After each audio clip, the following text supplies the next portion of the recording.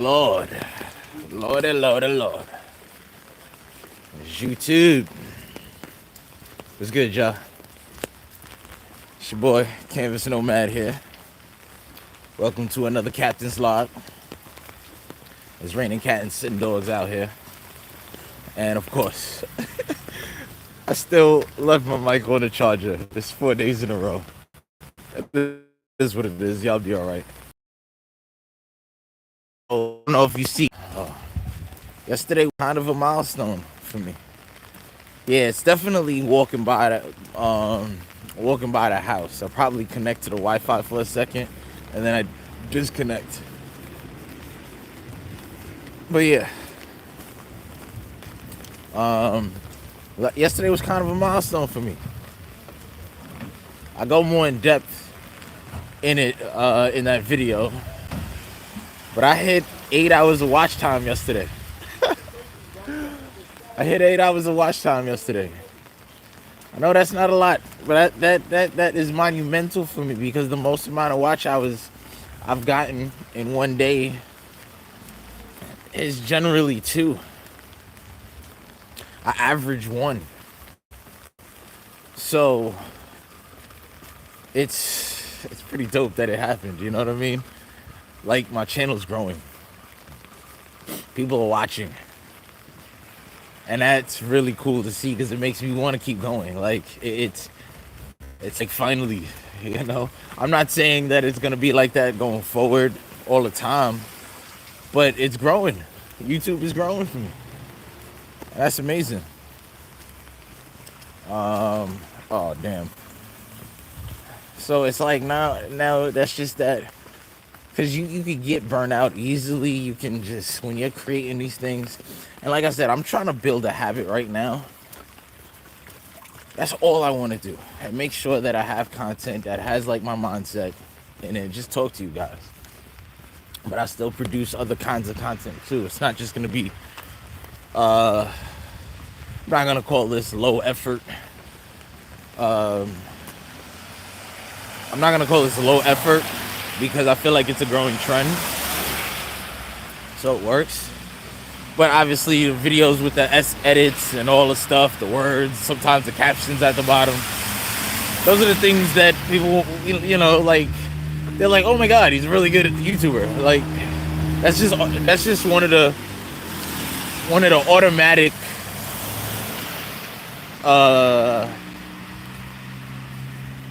credibility factors, I guess you could say. That's just something that people see and they're like, okay, yeah, this guy knows what he's doing. But when you see somebody just pull out their camera and just talk, you're like, oh, I could do that. You won't do it. You should do it. But you'll say, I could do that. You know? So that's why I don't want to sit here and say it's low effort, but there's a low entry barrier of entry for doing this kind of stuff. But I still want to get into the habit. Where as soon as I do this, it's instilled in me to do that. You know what I mean? So, but yeah, YouTube has been growing for me, and it's great. I don't know what video they watched. I don't know any of that stuff. And I had planned to do a follow-up on the freedom that I was talking about today, and then that happened last night. I did a video again on it last night, but that's not really part of this Captain's Log series. So I wanted to get it in here so you can see. But man, I almost can't believe that happened.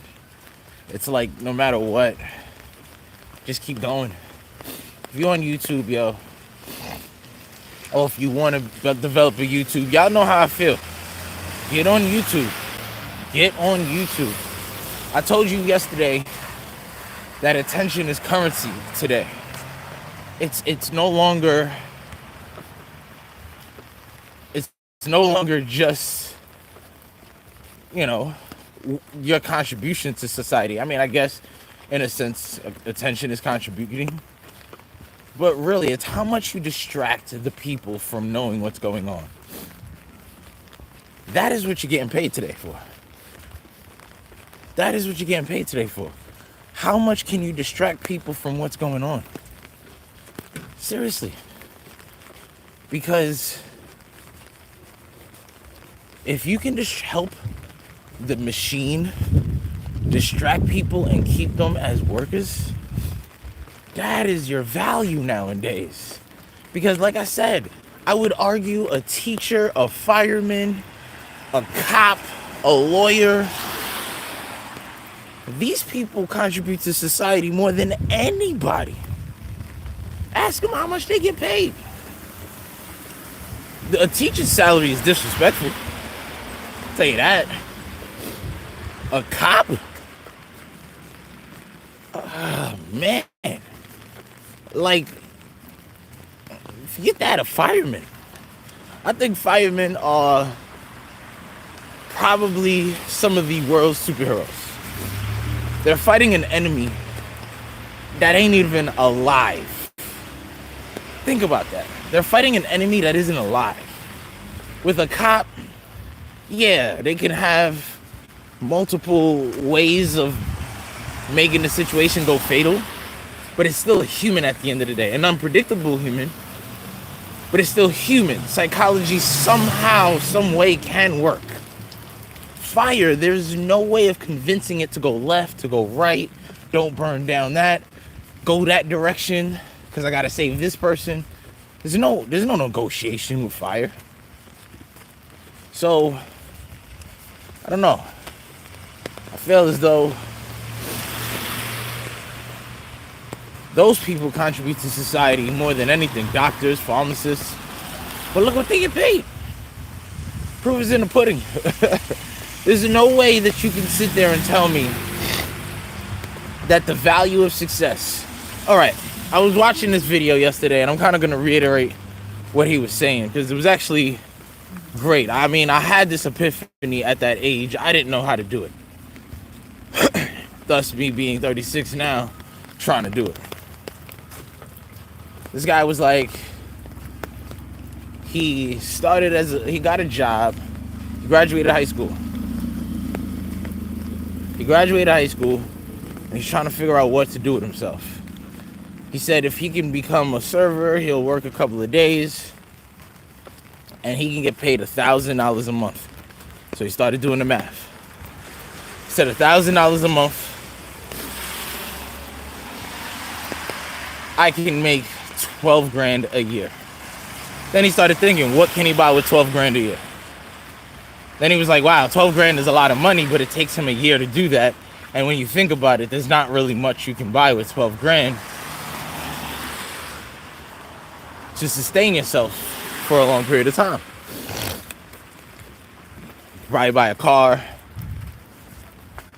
which is huge, but then you add liabilities to your network. So now you probably got a car note, insurance, all that stuff. You're probably right there, right away. Especially at 18, insurance is going to be high, unless you can go on your family's account. And then all of a sudden, you're automatically looking at probably like $500, $600 insurance, right? Well, depending on where you live. I'm from New York, so I'm going to do that perspective. So now, you have to minus that from what you make in a year. It's probably going to be somewhere around, 500 times 12 times 6 is 3,000. So times 12, that's 6,000. So now just with the car alone, you cut your supply in half. Think about that, 6,000 for the year. So you cut your supply in half. So that really isn't smart, because your car should not be 50% of what your income is, right?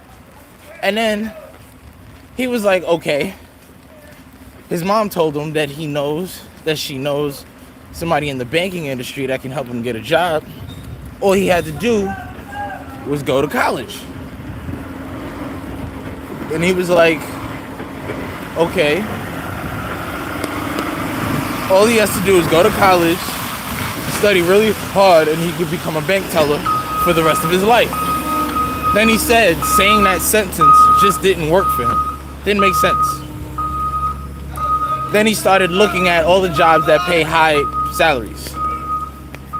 He was like, what about people that make $1 million? How are they doing it? So he said, okay, if I get a high-paying job of like 100,000, and then he said, let's say he doesn't have any bills, he doesn't have to eat food, he doesn't have to go on he doesn't have to pay anything. He gets free rent, all that stuff, and he's able to keep all of his 100,000 in 1 year that he makes. He said it'll still take him 10 years to make $1 million. And he said there's multi-millionaires out there doing that in 1 year, and he's doing this in 10 years for one. He said that didn't make sense either. And again, I don't want you to think that this is a goal to be rich. I'm just saying I don't think you shouldn't have, I'm just saying you shouldn't have to struggle to survive. That is all I'm trying to say. But let me get back to this thing. So he was basically sitting there saying, he just woke up and was like, this is not fair. And he started getting angry at how uneven it is. He said he couldn't even fathom the idea of becoming a billionaire. So he just left it at millionaire status. And he said take it 10 years just to get to the first one. And that's if he doesn't spend any money at all. Right? And then he said this story about the Harvard graduate who met the village fisherman. He said one day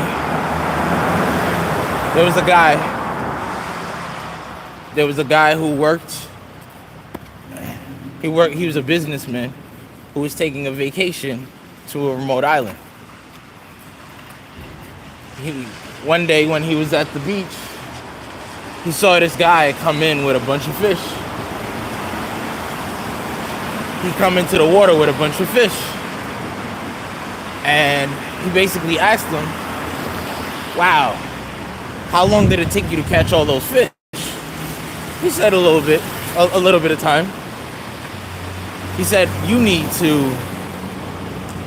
to stay out longer, get more fish so you can sell it. Then you can buy a bigger boat, which means you can buy bigger fish. I mean, you can catch bigger fish and more fish. And then you can probably move to California and then New York, and you'll have a whole fishing enterprise where you'll own your product and distribution. The fisherman was like, well, why would I do that? He was like, because you have an empire. You're really good at catching these. He said, okay, then what? He said, well, then you'll be able to do whatever you want. And he said, how long will that take? The guy told him, the Harvard graduate businessman told him about 15 to 20 years.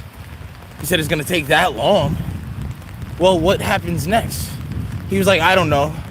You could retire on some island and probably catch fish and sip mimosas.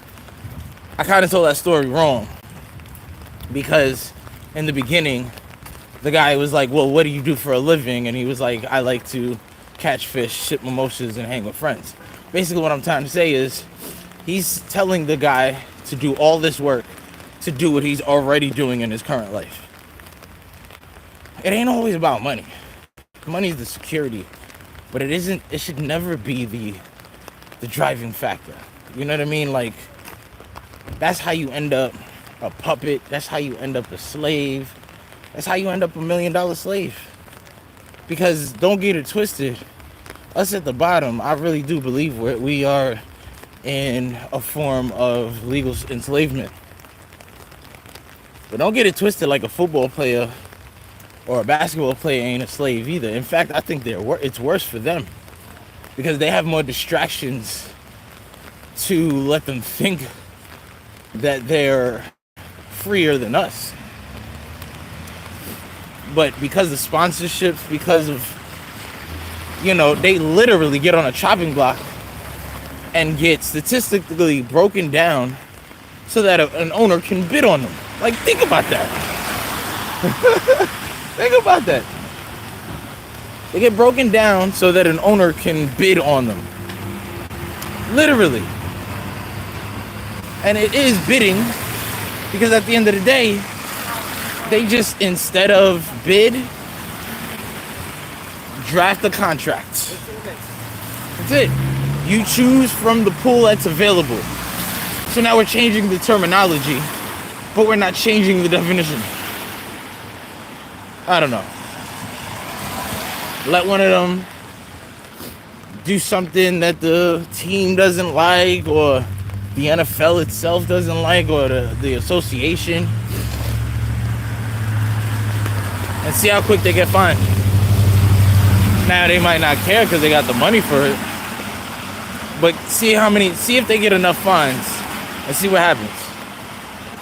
I'm just telling you, this is definitely an illusion-based society. Get on YouTube, because everything is a distraction, and this is the one thing that you can control to a certain extent, because it doesn't impede on your First Amendment rights. Where if you talk about anything justified, I understand why they say you shouldn't talk about it. But things like the cough incident a couple years ago, can't talk about that. Why? So there's just a lot of things that is still censored. However, if you can find a niche that you understand the guidelines, you understand the aim, play the game the right way. Do it beneficial for yourself. And not to mention, you build one of these, you're leaving a legacy instantly. Depends on how long you keep up with it, that'll determine how long that legacy is. But now you have something that can possibly bring in passive income. You have something that families 2, 3, 4 generations down the line might see. I don't see any downsides to creating a YouTube channel. Plus, I'll tell you, based on what happened last night, those 8 hours, doing what I'm doing right now, it doesn't even matter. It doesn't matter. Because going to my side gig, it's like, whatever, who cares? Let me just get this over with so I can get back to what I was doing. But when I was working before, man, I had nothing to look forward to. I had nothing to live for. That's why people go on vacation, because they'll work 3 months to look forward to that one vacation that they get for 5 weeks, for 5 days, just to come back and do it all over again. And they're giving the vacation the same weight that they should be doing, building something for themselves. And a YouTube channel, to me, is the best way that you can do that. But yeah, get on YouTube. Anyway, it's your boy Chris Jack, Canvas Nomad here. Like, comment, subscribe. And my friend, if you made it this far, you are certainly appreciated. Peace. Oops.